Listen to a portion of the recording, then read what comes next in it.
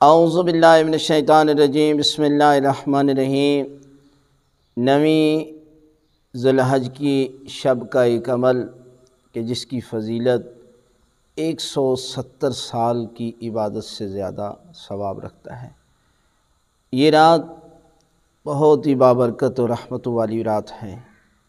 یہ قاضی الحاجات اور مناجات اور راز و نیاز کی رات ہے۔ اس رات میں توبہ قبول ہوتی ہے اور دعائیں مستجاب ہوتی ہیں۔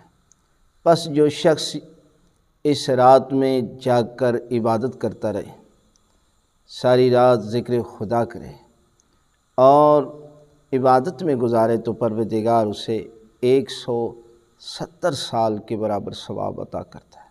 اور اگر ہو سکے تو یہ رات کربلا معلیٰ جا کر گزارنی چاہیے۔ اس رات میں عبادت کرے تاکہ پروردگار جو ہے وہ اس پر خصوصی رحمت نازل فرمائے۔